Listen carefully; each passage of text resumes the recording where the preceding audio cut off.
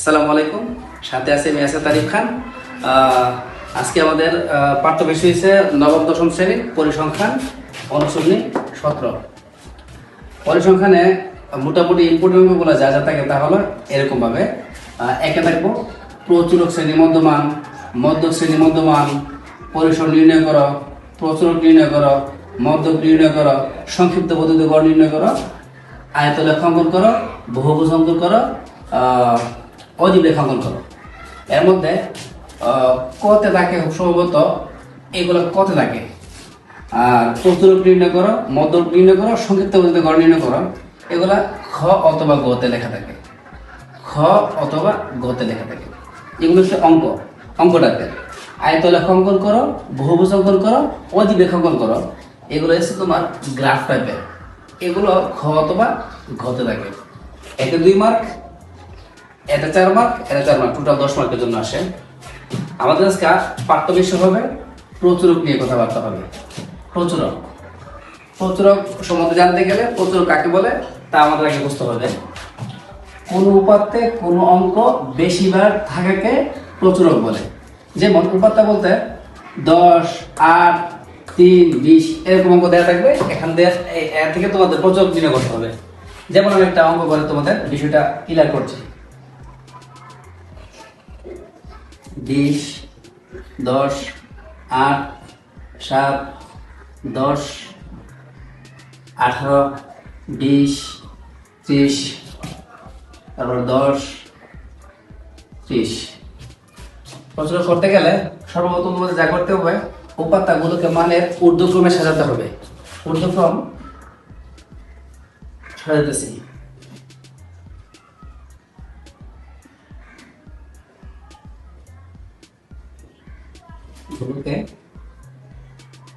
মানের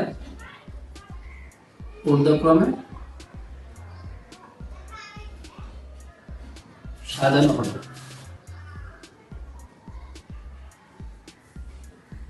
ঊর্ধ্বক্রম হলো ছোট থেকে বড়। যেমন সবচেয়ে ছোট হয়েছে 7, তারপর 8, তারপর 10। যেগুলো আমরা নিয়ে ফেলবো দেখাই ফেলবো। 10 একবার, 2 বার, 3 বার। 10, 10, তারপরে 18, 20 আছে 2 বার, 20, 20, 30, 30। সবগুলো নিয়ে হলো। তারপর তোমাদের লিখতে হবে এখানে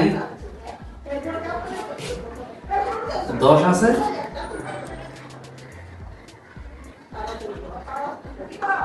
3 বার, 20 আছে 2 বার, 30 আছে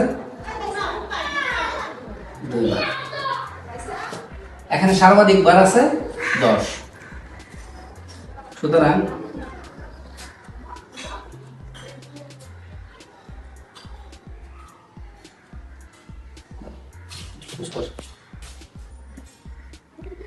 বাকি অঙ্কগুলো আছে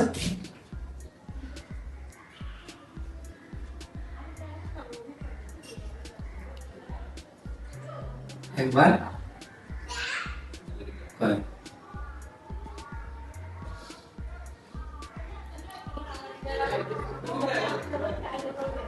সর্বাধিক বার আছে 10, মানে 10 3 বার আছে। সুতরাং নির্ণেয় প্রচুরক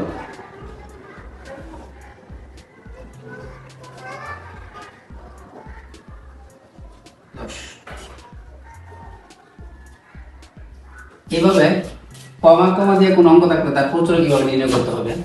শ্রেণী ব্যক্তি থাকলে যেমন 10 থেকে 20, 20 থেকে 30, 30 থেকে 40, তার প্রচুরক অন্যরকম ভাবে হবে। তার পরবর্তী ক্লাস আমাদের আগামীতে দেওয়া হবে।